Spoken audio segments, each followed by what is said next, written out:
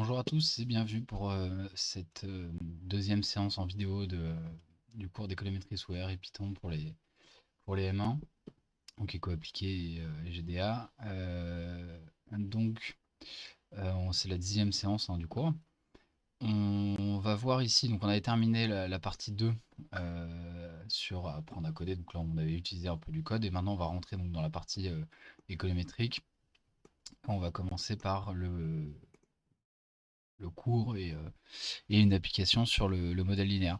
Alors cette vidéo arrive un peu tardivement par rapport à ce qui était prévu. C'est pas très grave puisqu'en fait là les trois premiers cours, donc modèle linéaire, hétérocité assistée, autocorrélation et multicollinéarité, en fait sont euh, globalement en fait d'un point de vue du cours économétrique, c'est des rappels par rapport à ce qu'on a vu en économétrie des séries temporelles univariées. Donc sur la partie cours il n'y a pas tellement de soucis.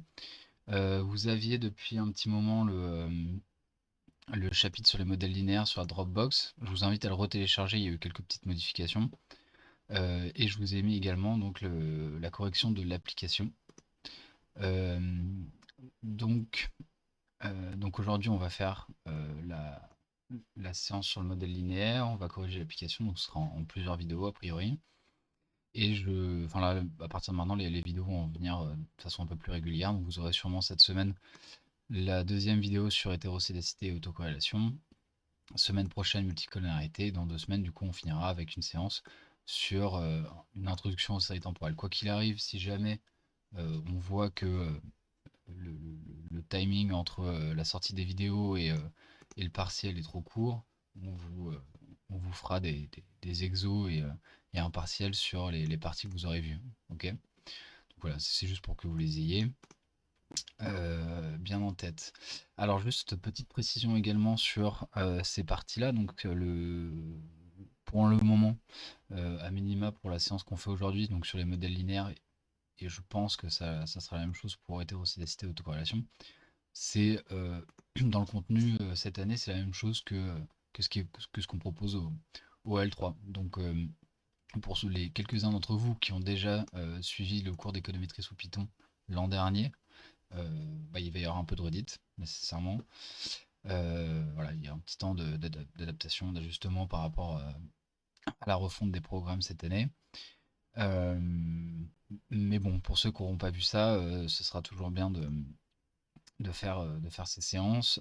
Donc globalement, on va revenir très rapidement sur l'économétrie, plus rapidement justement que ce qui est fait pour les L3. Et on va essayer de s'attarder un petit peu plus sur la partie code, hein, pour que vous ayez bien en tête comment utiliser les différents outils de Python pour faire de l'économétrie avec Python. Pourquoi je vous dis ça? Parce qu'en fait, il y a un doublon de ces séances-là avec le cours qu'on donne au L3. Si vous allez sur Economics 601 sur YouTube, dans les playlists, normalement, donc là ça n'a pas été mis à jour, mais il y aura les séances 5-6 de pratique de l'économétrie qui est le cours d'économétrie sous Python pour les L3. Donc si jamais vous voulez plus de précision peut-être sur l'économétrie ou si vous voulez un autre point de vue, vous pouvez aller regarder ces vidéos qui sont faites, en tout cas pour les séances d'économétrie, elles sont faites par mon collègue, donc Florian Morvillier. Ok, donc je pense avoir à peu près tout dit là-dessus, donc on va attaquer. Donc c'est bien, c'est mis sur la Dropbox, hein, vous allez chercher les chapitres 3.1. Il y a économétrie des modèles linéaires et la correction de l'application qui sont donnés. A priori, je vais faire le cours en 2 vidéos, je pense. Une première vidéo, on va revenir sur la partie de cours. Donc, on va revenir un petit peu sur le modèle linéaire, l'estimateur par les MCO, les propriétés et les différents tests qu'on peut mener sur les paramètres. On va aller assez vite, je ne vais pas tellement revenir sur le cours d'économétrie en tant que tel, je vais plutôt m'attarder sur les codes, c'est plus ça qui va nous intéresser ici. Normalement, mon collègue de L3 a passé un peu plus de temps peut-être sur la théorie économétrique qu'il y a derrière. Et donc dans une deuxième vidéo, on fera la correction de l'application. Donc application qui va ressembler un peu à la première analyse économétrique sous Python qu'on va faire ensemble. et donc ça, c'est des applications qui vont notamment beaucoup vous servir pour le deuxième semestre, pour le projet que vous aurez à faire dans le cours Atelier d'économétrie, ça s'appelle. Donc c'est un cours qui est donné sous Python et vous avez un projet, un genre de mini-mémoire à faire pour la fin de l'année, quoi. Donc voilà, donc là on va revenir un petit peu sur tout ça. Donc moi je vais m'attarder sur le code principalement. Alors, d'un point de vue de la structure d'un notebook, d'un fichier de code de manière générale, on essaye au maximum d'importer les librairies dont on va avoir besoin au début. Donc là, nous on utilise Jupyter Notebook. Donc première cellule, ce que vous faites, c'est que vous importez les packages dont vous avez besoin. Ça permet de de tous les regrouper à un endroit déjà. Et pourquoi au début? Parce que comme ça, après, on peut faire tourner le code de façon linéaire. Normalement, il n'y a pas de librairie qui n'a pas été importée, il n'y aura pas d'erreur qui pourra survenir. Par ailleurs, ça permet un peu de visualiser ce qu'on va faire. Donc là, on a trois types de packages. Package NumPy, donc pour les calculs matriciels, etc. Random, qui va nous permettre de générer des nombres aléatoires. Scikit-learn, NumPy, Linalg et StatsModel. Donc NumPy, Linalg, en fait, c'est pas là qu'il faut le mettre, c'est là. C'est pour calculer les inverses de matrices, etc. Scikit-learn, Linear Model, Linear Regression, ça va nous permettre d'estimer un modèle par MCO. Et pareil pour la classe API de StatsModel. Donc ça c'est par convention, on importe StatsModel sous le nom SM. Voilà, bon, ça vous connaissez. Enfin vous connaissez pas ça, mais vous connaissez la structure de import StatModel as ou from scikit-learn import truc. Scikit-learn c'est la librairie qui généralement est plus utilisée pour les modèles de machine learning. Néanmoins, donc il propose un certain nombre de modèles d'économétrie relativement classiques, relativement standards.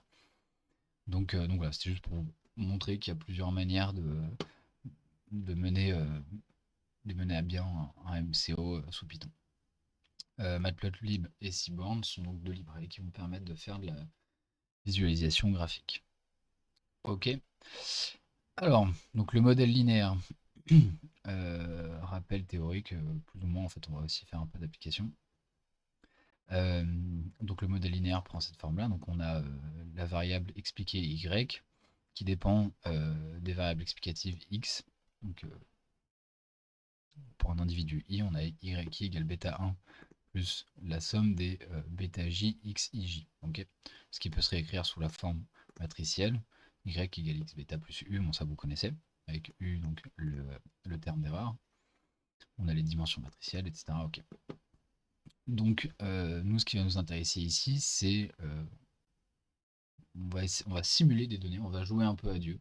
C'est-à-dire qu'on va simuler des données pour estimer une relation entre un y qu'on aura fabriqué nous-mêmes, des x qu'on aura fabriqué nous-mêmes. Les bêtas, on va les fixer, donc on va connaître la véritable valeur des bêtas. Et après, le but, c'est d'aller voir comment les MCO se comportent par rapport à ce modèle-là qu'on aura créé, qui sera du coup un modèle linéaire. Ok, alors en Python, à quoi ça va ressembler? Alors, juste petite précision, avant qu'on entre un peu dans le détail de ce cours, de cette séance. Ce qu'on fait là, dans cette partie-là du cours, n'est pas à savoir par cœur. Ok, il y a beaucoup de choses qu'on ne vous demande pas de nécessairement savoir. Par exemple, générer des données de façon aléatoire, c'est pas quelque chose a priori qu'on va vous demander au partiel. Ok, c'est juste pour vous montrer un peu comment ça marche. C'est aussi un moyen pour nous de générer des échantillons relativement importants. Et donc du coup d'essayer d'en tirer des conclusions vis-à-vis des propriétés des estimateurs MCO, etc. Okay. Donc ici on va commencer par créer notre matrice de variables explicatives. On commence par créer un NP-array qui va ne contenir que des 1. Donc là, c'est ce qui va donner la constante en fait. Et on crée donc un NP-array qui va contenir donc 1000 lignes et une colonne. Donc on va avoir 1000 observations, ok, et une colonne. Là c'est parce que c'est que les 1, donc c'est la constante. Voilà. Ensuite on va créer une matrice X qui va donc contenir, on va concaténer les 1, donc la constante en fait, les 1, et on va générer avec cette fonction-là de NumPy, on va générer 5 colonnes de 1000 observations issues d'une loi normale centrée réduite. D'accord. Axe 1, je ne sais plus à quoi ça sert. Donc là, vous pouvez aller copier-coller np.random.randn sur Google, sur n'importe quel navigateur, et vous allez sur la documentation. Donc là, voilà, c'est le premier lien. Si vous voulez avoir toutes les options qu'il y a dans cette fonction, vous avez la description qui est donc donnée ici. Hein. Ok, donc là, ça nous génère 5 colonnes. On va avoir 5 variables explicatives plus une constante. D'accord. Donc là, quand on print le np-array, on l'a ici. Hein. Ok. Donc là, on a bien la première colonne qui ne contient que des 1. Donc ça va être la constante. Et ensuite, on va avoir pour chaque ligne, donc on en a 1000, hein, 1000 observations, on va avoir à chaque fois 5 valeurs pour des x, x1, x2, x3, x4 et x5, qui sont les variables explicatives. Ok. Donc maintenant, on va créer notre variable dépendante. Et on va la créer à partir d'un vecteur de paramètres. Ok, donc là, on définit nos paramètres. Ça va être les bêtas. Et donc là, ce qu'il faut bien comprendre, c'est que, encore une fois, on joue à Dieu, en fait. Hein, on définit nous-mêmes les paramètres. Ok. C'est-à-dire qu'on connaît la véritable valeur. Ça, c'est quelque chose qui n'arrive pas en réalité. Hein. C'est quand on mène une analyse économétrique, on ne connaît pas la véritable valeur des paramètres. D'ailleurs, c'est pour ça qu'on a recours à des estimateurs. C'est pour essayer d'approximer la valeur de ces paramètres. Là, on fait comme si on les connaissait. C'est-à-dire qu'on définit notre vecteur de paramètres. Et donc, quand on fait y égale à np.dot, c'est-à-dire le produit matriciel de x et b, et ben du coup, on va définir la relation linéaire entre y et les x à partir donc, de notre vecteur de paramètres que l'on connaît. Okay. Et on va rajouter du coup un terme d'erreur. Donc là, on fait appel à la même fonction qu'il y avait ici. Donc là, ça crée juste un vecteur colonne d'erreur en fait. C'est issu de la loi normale centrée réduite. Ok. Le bruit. Ok. Donc, on peut regarder les dimensions des matrices. On a bien x qui est dimension 1000 lignes, 6 colonnes. Le vecteur bêta de paramètres qui est dimension 6, 1. Donc c'est un vecteur colonne de 6 paramètres. Donc un paramètre pour la constante et un paramètre par variable explicative. Donc la constante, son paramètre associé, c'est 200. x1, ça va être 100. x2, ça va être 52. x3, 20. x4, 18. Et x12, 12. x5, 12, pardon. Ok.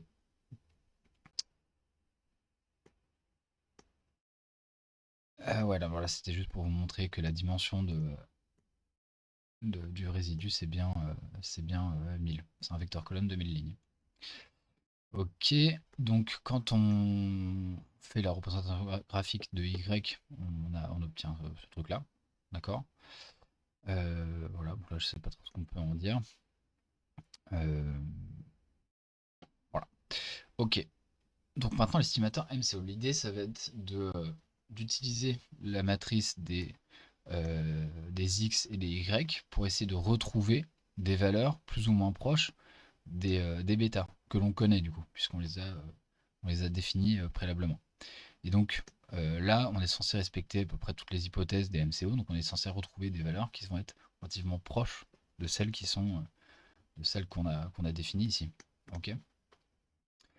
Donc alors effectivement, donc les MCO, donc c'est c'est une méthode d'estimation des paramètres bêta qui répondent au programme de minimisation qui est donné ici. Ok, et donc la solution qu'on connaît, hein, c'est bêta chapeau égale à x' x-1, x' y. Du coup, partant de ça, on va avoir plusieurs manières de retrouver ces bêta chapeaux sous Python. La première façon, bah, ça va être puisqu'on connaît x et y, ça va être de nous-mêmes coder le bêta chapeau. Donc ça, c'est quelque chose qu'on avait fait dans un des exercices de la séance algorithme et mathématiques de la partie 2. Ok. Exercice 13, si je dis pas de bêtises. Donc ici, on va utiliser la fonction inverse de NumPy, np-linalg inv, c'est la fonction inverse. Qu'est-ce qu'on inverse? On inverse le produit de la transposée de x et de x. Ok, donc, là, on calcule dans x1, là, x-1, on calcule x'(x) moins 1. D'accord? Ça, c'est ce qu'on retrouve ici. X', c'est np transpose x. Ok, donc ça, là, on a ce truc-là. Point dot, c'est pour faire le produit des deux matrices. Donc là, on va avoir x'(x) là et là. Ok. Et donc l'inverse de cette matrice nous est donné par la fonction np.linalg.1. Ok. Et donc les paramètres vont être, enfin les paramètres estimés par MCO correspondent au produit, donc x1, c'est-à-dire x'(x) moins 1, fois, donc point dot, la transposée de x, np transpose x, x', ok. Donc là, jusque là, on a ce truc là, ok. x'(x) moins 1, x', point dot y pour multiplier par y. Ok, et donc là, on a bien stocké dans la variable params les bêta chapeaux estimés par MCO. Ok, donc vous voyez, finalement, on n'a pas tellement besoin de recourir, enfin pour ce type d'estimateur relativement simple, pas nécessairement besoin d'avoir recours à des packages. Enfin, tout ça pour vous dire qu'en fait, ça c'est un estimateur qui est très simple à recoder soi-même, pour peu que les MCO soient adaptés au modèle qu'on cherche à étudier. Ok, donc une deuxième manière, ça va être de faire appel à un premier package. Comme je vous le disais, ça va être le package scikit-learn, donc package qui est habituellement utilisé plutôt pour les modèles de machine learning, mais qui contient un certain nombre de modèles économétriques standards, enfin d'estimateurs économétriques standards. Donc comment ça va marcher? Donc pour rappel, hein, ici on a importé depuis la librairie scikit-learn. Dans la librairie scikit-learn, il y a une classe de modèle linéaire. Et bah, depuis cette classe de modèle linéaire de la librairie scikit-learn, on importe le modèle qui s'appelle linear regression, et qui correspond en fait à l'estimateur MCO. Ok. Donc on va pouvoir réutiliser directement linear regression. Si jamais j'avais importé, si j'avais fait, on va faire dans une nouvelle cellule. Si j'avais fait import sklearn as sk par exemple, il aurait fallu ensuite, pour appeler la fonction linear model, que je tape sk.linear model.linear régression, ok, pour pouvoir appeler la fonction linéaire régression. Ok, donc à quoi ça sert justement de dire from tel package import telle fonction? Bah, ça sert à ça, ça sert à ne pas réappeler à chaque fois qu'on va utiliser cette fonction, à ne pas réappeler le package depuis laquelle on l'appelle, quoi. Ok, donc là on utilise la fonction linear regression du package scikit-learn. Il y a un certain nombre d'options, vous pouvez les regarder. Donc voilà, donc ça c'est, on est dans la classe sklearn linear model et on fait appel à la fonction linear regression qui a un certain nombre de paramètres. Vous pouvez aller regarder un petit peu dans le détail quels sont les paramètres proposés. Et nous, on va notamment utiliser le paramètre fit_intercept qui va permettre de préciser s'il y a déjà ou non une constante dans le modèle. Nous, comme on a déjà intégré une constante dans la matrice des variables explicatives, donc dans X, on va lui dire de ne pas en rajouter une, sinon il va réincorporer une constante dans le modèle. Donc il y aura deux constantes, ça n'aurait pas trop de sens. Ok. Donc ici on définit le modèle, d'accord? Là qu'est-ce qu'on lui dit? On lui dit que modèle c'est un genre de variable qui est propre à scikit-learn, ok? Et qui renvoie à un modèle de régression linéaire de type MCO qui ne doit pas contenir de constante. D'accord? Et ensuite, on va donc fitter ce modèle, c'est-à-dire estimer ce modèle pour la matrice de variables explicatives X et la matrice de variables expliquées Y. D'accord? Donc là, on aurait pu mettre d'autres matrices. Si on avait d'autres matrices de variables explicatives et expliquées, on aurait pu mettre d'autres matrices. Donc là, c'est ce qu'on fait. Donc là, enfin, ce qu'on fait, pardon. Donc là, on estime le modèle à partir de ces matrices-là. Ok. Et pour récupérer les coefficients, donc on va utiliser l'attribut coef de modèle. Donc là, comment on trouve ce truc-là? En fait, il est ici. Okay, c'est-à-dire qu'une fois qu'on a estimé un modèle, ce modèle va avoir, ce modèle va avoir un certain nombre d'attributs. Vous pouvez aller chercher le rang de la matrice X, vous pouvez aller chercher les valeurs propres de X. Et ok, bon ça je sais pas trop ce que c'est. Ok. Voilà. Ensuite, bon, après vous pouvez regarder dans le détail tout ce qu'il y a d'associé à ces attributs. Mais voilà comment lire un peu la documentation.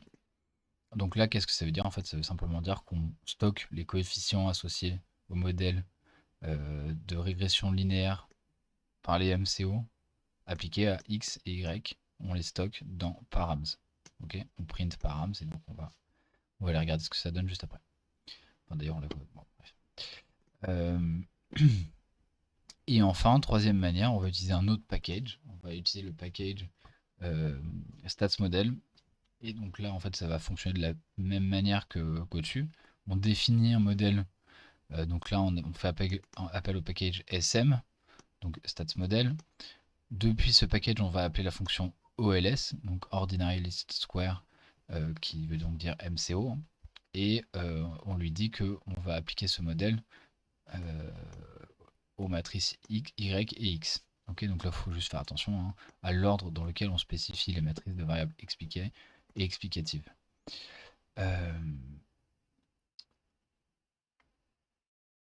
Donc fit, c'est une méthode, voilà. Donc là, par exemple, on a utilisé la fonction fit associée à linear regressions, pardon. Et donc fit, attention là, dans les paramètres de cette fonction, on a d'abord x, la matrice des variables explicative, et ensuite y, la matrice de la variable expliquée. A l'inverse, dans le package statsModel régression linéaire, OLS, ok, on va d'abord mettre la variable endogène, puis les variables exogènes. Donc d'abord y, puis x. Ok, donc faites attention à l'ordre des paramètres. N'apprenez pas par cœur les fonctions, vous les apprendrez par cœur en les pratiquant en fait. Par contre, ayez ce réflexe éventuellement d'aller sur les documentations des fonctions. Ok. Donc après c'est le même principe, une fois qu'on a défini le modèle, on va l'estimer. Donc là, cette ligne-là, elle sert à estimer les paramètres du modèle OLS. Et là, on va non pas avoir que les paramètres, en fait, on va avoir un certain nombre d'informations en plus en faisant appel à la fonction summary qui est disponible dans le package statsModel. Donc, ce qu'on peut constater déjà avec plutôt bon signe, c'est que les paramètres estimés par les MCO sont les mêmes d'un modèle à l'autre. D'accord?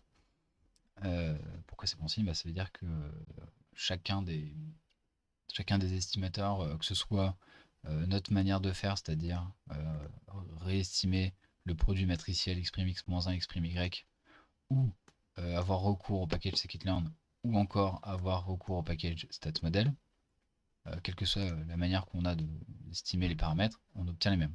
Ok, c'est normal, les MCO vont vous donner des paramètres constants d'une manière, enfin que ce soit par les packages ou par le recalcul du produit matriciel. Ok, donc il n'y a pas d'erreur. Bon, c'est ça que ça veut dire. Par ailleurs, ce qu'on peut voir, c'est que donc les paramètres, on se souvient, 200, 100, 52, 20, 18, 12, on a des trucs qui sont proches. On a 200 ou presque. Là, on a quelque chose de très proche de 100. 52 ou presque, 20 ou presque, 18 ou presque, et 12 ou presque. D'accord? On n'est pas très loin. Alors nécessairement, comme il y a un terme d'erreur dans le Y, là, hein, quand on a défini Y, on a rajouté un terme d'erreur. Bah, nécessairement, les paramètres sont pas, les paramètres estimés par la MCO sont pas exactement égaux aux vrais paramètres, mais par contre, ils sont très proches puisqu'on est dans une relation linéaire entre Y et X. Et par ailleurs, on est dans une situation où on respecte les hypothèses des MCO. Ok. Alors nous, on va privilégier dans ce cours, on va privilégier le package stats model, tout simplement parce que la fonction summary vous permet d'avoir des tableaux de ce type-là. Donc ça correspond aux résultats stats model. Ça, c'est les résultats scikit-learn, et ça, c'est les résultats, les premiers là, quand on a recalculé le produit matriciel. Donc on va préférer stats model puisque ça nous permet d'avoir plus d'informations via l'application de la fonction .summary que les autres packages. C'est assez élégamment présenté et comment c'est assez standard d'ailleurs comme manière de présenter les résultats. Donc vous avez les quarts types associés à chacun des paramètres estimés, la statistique de test de student, la p-valeur, vous avez également donc là l'intervalle de confiance, vous avez le r carré, donc là qui est nécessairement égal à 1, c'est pas mauvais signe, hein. Là c'est normal, c'est parce qu'on est dans un cas complètement artificiel, donc c'est normal qu'on ait un r carré très élevé, r carré ajusté pareil. R carré ajusté, donc c'est le r carré qui prend en compte le nombre de variables, donc qui permet de comparer des estimations les unes entre les autres. Vous avez la statistique de Fisher, voilà, vous avez un tas d'observations, enfin d'informations qui sont potentiellement intéressantes. Après, n'interprétez pas tout, ça sert à rien.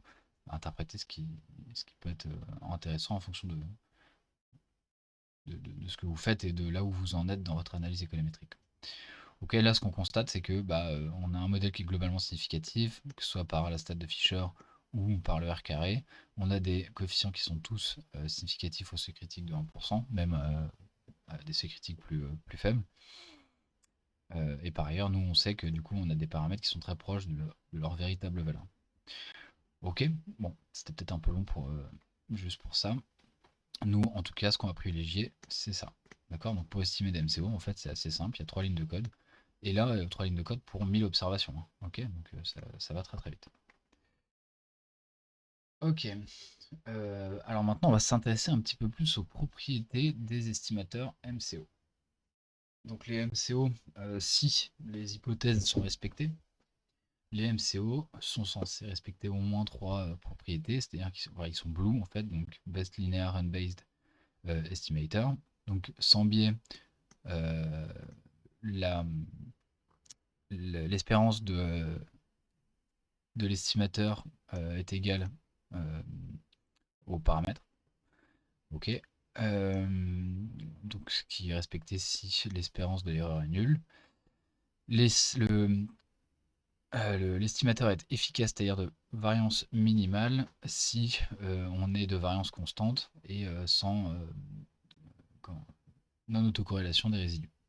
Asymptotiquement, l'estimateur est censé converger vers sa vraie valeur, hein, sous certaines conditions de régularité. Ok. On va s'intéresser un petit peu à ces différentes propriétés sous Python. Donc là, ça, encore une fois, ça va être faisable que parce que on est nous-mêmes en train de générer nos observations. Alors, qu'est-ce qui se passe ici? Donc là, je définis, pareil que tout à l'heure, hein, je définis un vecteur qui ne contient que des 1, donc ça va faire office de constante.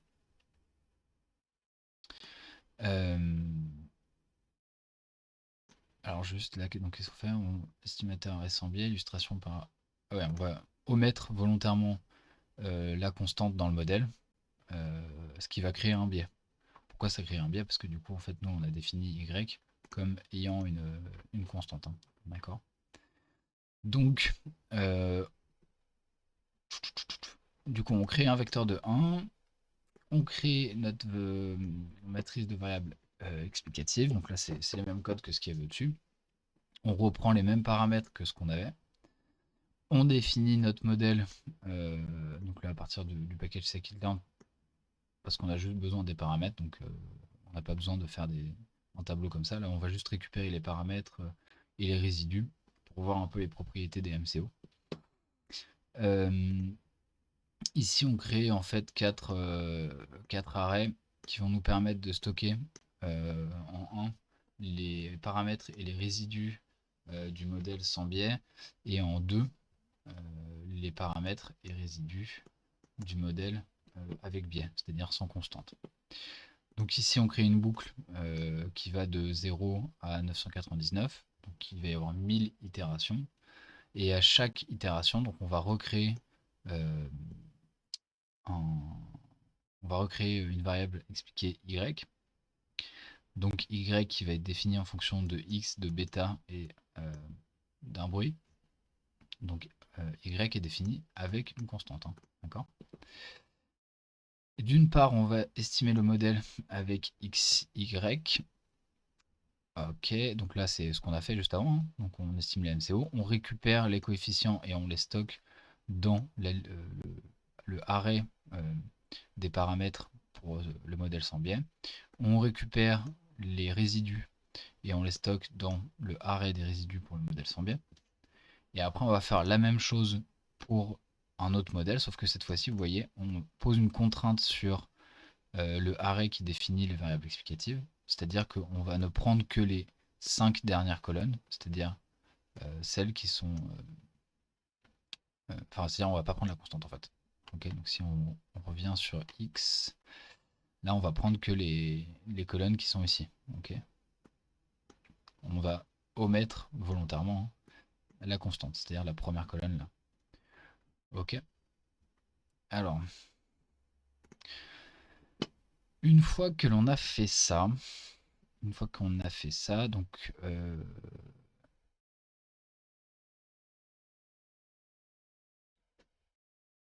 ok, une fois qu'on a fait ça, on va récupérer les paramètres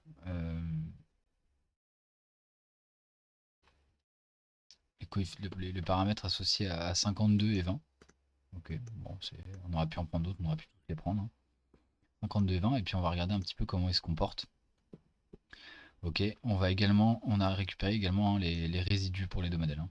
Donc là, on a un résidu en moyenne qui est en moyenne nul. Ok, alors que là, on va avoir un résidu qui est en moyenne et non nul. D'accord, donc ça, c'est ce qui va finalement quelque part nous créer un biais en fait. C'est ce qui va faire que l'espérance de l'erreur est non nulle. Ok, enfin du résidu est non nul. Ok, et donc euh, donc ça se voit là graphiquement. On a le résidu dans le modèle non biaisé qui est bien en moyenne nulle. L'espérance du résidu dans le modèle sans constante est non nulle. Et nécessairement, en fait, ça prend la valeur de la constante. Hein. C'est centré autour de 200. Ça prend la valeur de la constante qu'on a omise dans le modèle. Elle est là. Ok. Et quand on regarde les valeurs estimées pour les paramètres bêta 2 et bêta 3, donc ils sont censés être 52 et 20, et bah, ce qu'on voit, c'est que en moyenne, ces paramètres estimés, les paramètres estimés par les MCO, dans le modèle sans biais, bah, vont bien être en moyenne égaux à leur véritable valeur, c'est-à-dire 52 et 20. Alors que dans le modèle biaisé, là la barre est mal fixée. Ah non, c'est bon. Non, c'est bon. On voit qu'on est complètement décalé. Là, on n'est pas du tout à 52 et là, on n'est pas du tout à 20. D'accord. Donc, c'est de ça dont on parle quand il y a un biais. C'est-à-dire qu'en moyenne, dans le modèle biaisé, eh ben, les paramètres bêta ne sont pas égaux à leur véritable valeur. Ok, donc ça c'était une manière de l'illustrer. Pour ce qui est de la convergence de l'estimateur, qu'est-ce que ça veut dire? Bah, ça veut dire que plus la taille de l'échantillon va être grande, plus l'estimateur va converger vers sa véritable valeur. Bon, bah, ça pour le montrer, bon, je ne vais pas rentrer dans le détail du code ici, mais en gros ce qu'on fait c'est qu'on estime le modèle pour des tailles d'échantillons qui augmentent de plus en plus, donc pour aller jusqu'à 2000. Et après, on va regarder comment varie la valeur des bêtas en fonction de la taille de l'échantillon. Donc c'est ce qu'on a ici. Donc là, ce qu'on voit, c'est que plus l'échantillon est grand, plus euh, la valeur de l'estimateur va être proche de sa vraie valeur, c'est-à-dire ici 52. On est toujours dans le cas de bêta 2, hein, bêta 2, 52. Et pour bêta 3 qui est égal à 20, on voit ici que plus la taille de l'échantillon augmente, plus on va être centré autour de 20. Ok. Ok.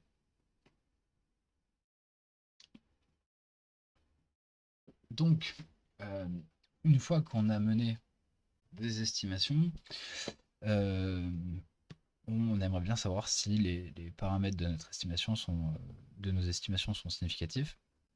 Comme je vous le disais, généralement, nous, on va avoir recours au package stats model qui permet d'avoir les p-valeurs, les standards d'erreur, la valeur de statistiques de test de students. On a également la statistique de test de Fisher.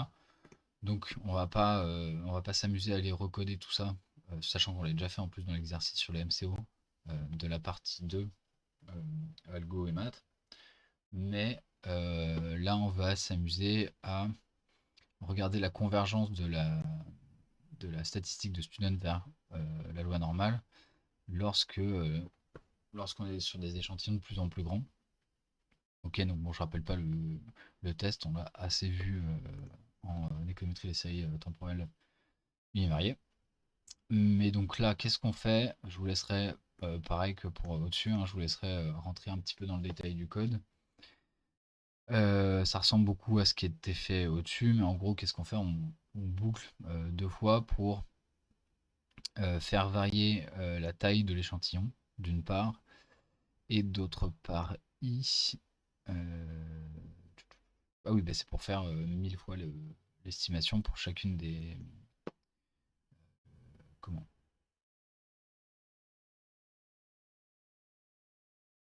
Ouais, 1000 fois l'estimation pour chacune des tailles d'échantillons. Okay, c'est-à-dire qu'on va estimer 1000 fois un modèle avec des échantillons de taille 10, donc 10 observations, 10 lignes si vous préférez. On va estimer 1000 fois le modèle avec des échantillons avec 40 observations, 1000 fois le modèle avec des échantillons avec 100 observations et 1000 fois le modèle avec 1000 observations. Ok. Et on va récupérer à chaque fois la statistique de student. Okay, ce qui fait que quand on va en faire le graphique, ce qu'on se rend compte, c'est que plus l'échantillon est grand, il en manque un d'ailleurs. Donc là, on va de 40 à 1000. Là, c'est l'échantillon avec 40 observations. Là, c'est l'échantillon avec 1000 observations. D'accord. Donc ça, c'est la distribution de la statistique de student associée à la constante. Et ça, c'est la distribution de la statistique de student associée au troisième paramètre. Donc ici, donc 52. Ok. Donc ce qu'on voit, c'est que c'est de plus en plus, ça ressemble de plus en plus à une distribution de type loi normale. Alors qu'au début, on est sur un truc qui est asymétrique, avec une queue de distribution plus épaisse à droite. Donc ça c'est ce qui ressemble un peu plus à une loi de student. D'accord, donc ça c'était juste pour le fun, entre guillemets. Bon, et puis ensuite on a donc les tests joints sur les paramètres, hein, test de Fisher, test de Fisher. Donc sur la contrainte, enfin sur le test de significativité globale, on rappelle juste que en procédant à une analyse de la variance, on peut récupérer le R carré et réécrire la statistique du test de Fisher comme ici. Ok.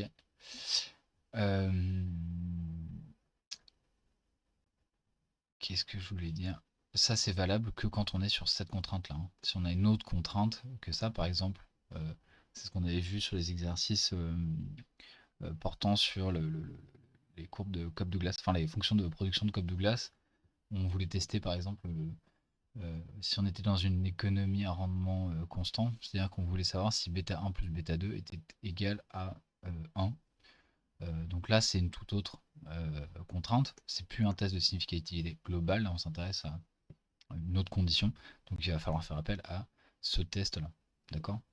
Et donc vous ne pourrez pas vous baser sur le Fisher qui est donné ici, qui lui est le ficher pour la statistique de test, pour le test de significativité globale. Ok, donc bon, on a fini pour le cours. Si vous avez des questions, n'hésitez pas à me les envoyer par mail, à les envoyer à mon collègue Charles Teuf par mail, ou surtout en fait posez-les sur le Discord qui est prévu à cet effet, et on se retrouve dans la prochaine vidéo pour corriger l'application.